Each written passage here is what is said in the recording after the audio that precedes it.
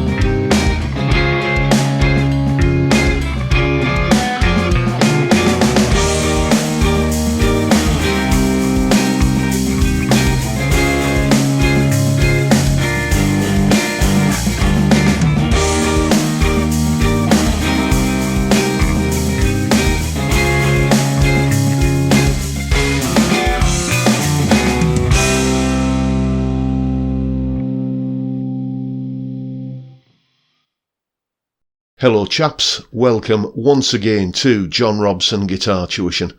As always, I do hope you're well. Now that funky little tune that you just heard was essentially a demonstration of a particular type of chord sequence, and this is the latest video, I think episode 8 we're up to now, in the ongoing series that I'm doing on different types of commonly used chord sequences.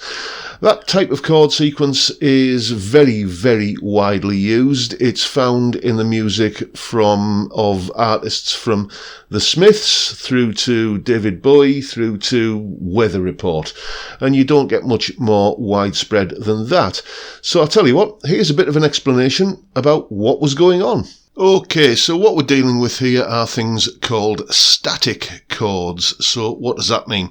Well, a static chord is a chord which is not related in terms of key or mode or even tonality. Basically, it's a chord which is unrelated in any way to the chord that comes either before it or after it. So, for instance, this tune we've listened to is starting on a C major 7th chord. And if I'd then gone to, say, an A minor 7th, or maybe just a D minor, or a G, or something like that, all of those other chords are to be found in the same key one way or another as the C major 7th. But that's not what I did. I went from the C major 7th chord to an A flat major 7th chord. That, and you can hear that just gives a slightly more sort of dramatic, but in a subtle way, shift. What helps to smooth the transition from the C major 7 to the A flat major 7 is the fact that although these chords are not to be found in the same key as each other, they do share a couple of notes. C major 7th obviously has a C note in it, and you will find a C note in the A flat major 7th as well. Also, the C major 7th has a G note in it, and you'll also find the G in the A flat major 7th. So they do share a couple of notes, but they aren't related in terms of being in the same key or belonging to the same family of chords, if you like. So that's often a way that you will find that sort of fusion-y and funk and jazz kind of things will often construct a chord sequence. And then the challenge is to kind of play something over the top of those chord changes that sounds smooth and melodic. Anyway, that's what's going on the verse section of the tune. The chorus section, it's a little bit more nuanced. We go to E flat major 7th, which is found in the same key as the chord which comes before it, the A flat major 7th. And then it goes to a C minor 7th.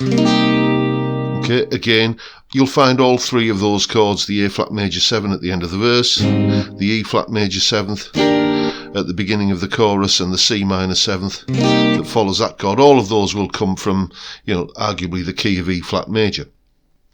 But then what happens after that C minor 7th, we go to a D flat major 7th, which isn't in the same key as those previous three chords. So you can look at that as sort of being a borrowed chord, I guess, from the related key of A flat major.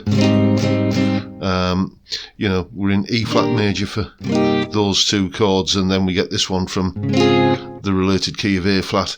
You can kind of make that argument, and then it goes to a G minor 7th, which is not in the same key as in any way, shape or form as the D flat major 7th, but it is in the same key as the E flat major 7th. I'll tell you what I'll do a PDF showing what chords are in every key, and that way you can kind of make a little bit more sense of this. I'll put that up on my Patreon page. So, if you know what chords are in the same key as each other, then you can deliberately, as I've done here, step outside of a key in order to bring in a chord which doesn't necessarily obviously fit in that context. So what I did in the chorus there, it's a little bit more subtle. It's just sort of like islands of tonality, basically, where we're taking chords from the same key as each other. That chord is in the same key as that chord. That chord is in the same key as that chord, but you won't find them all in the same key, and then that chord is in the same key as that chord again. You see what I'm saying? So you've got these little overlapping, as I say, islands of tonality where one chord will provide a bridge into another key, and you can sort of have a little bit of a journey around different keys. And then it goes back to the A section again, where it's basically C major 7th to A flat major 7th, doing the full-on static chord thing again. Now, in the demonstration at the top of the video, you'll have noticed that I wasn't using these chord shapes like this. I think it started off with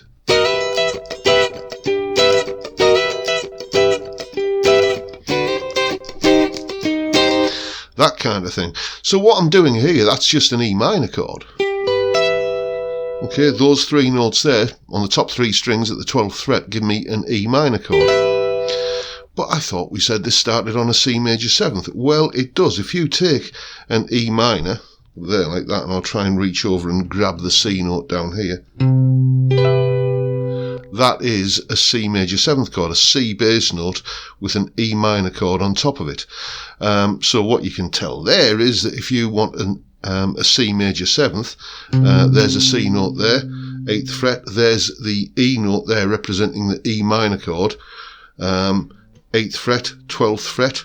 Okay, that E note representing the E minor chord is 4 frets above the C root note of the chord. You want a major 7th chord and you want to play a funky kind of thing with it, then all you got to do is think 4 frets above the stated root note, in this case C, for C major 7th, and play a minor chord.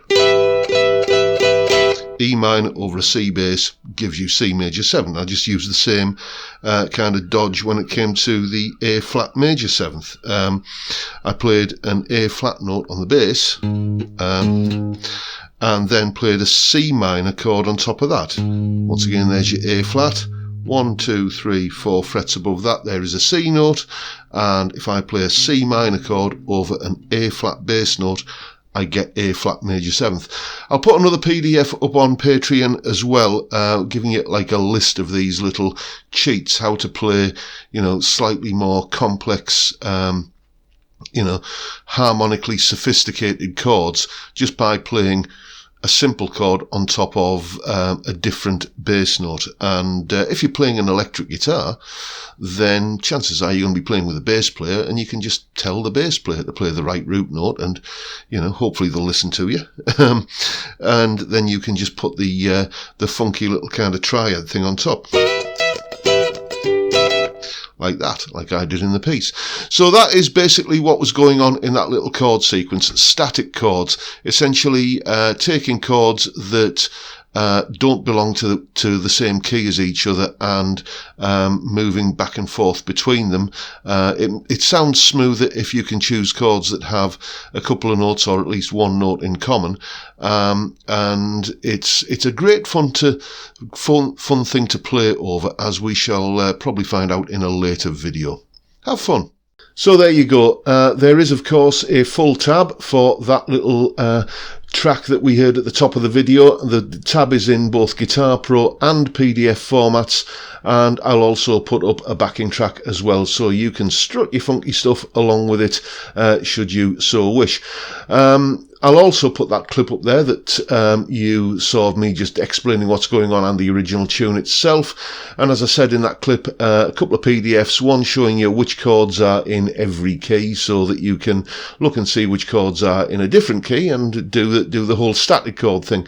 And also the PDF of complex chords, kind of simple chord over a different bass note, that kind of explanation there. All of that is up on my Patreon page. There's the address, and the link is in the description. It's only $3 a month, and you get all of these extra resources that go along with these little YouTube lessons that I put up, and a couple of other exclusive Patreon benefits to boot as well. Thank you so much to everyone who's supporting me in that manner. It is massively, massively appreciated. I'm truly grateful, and thank you in advance if you're thinking about doing it. And that is pretty much it for today, folks. I hope you've enjoyed the video, found it useful and informative, and perhaps even a little bit inspiring. And if you have, please hit the subscribe button and the notification bell if you haven't already done so. And why not give me a like while you're at it? But for now, I'll bid you all a good day and say thank you so much for watching. Thank you for your time. Look after yourselves, folks. Stay well, stay safe, and above all, stay sane. Bye for now.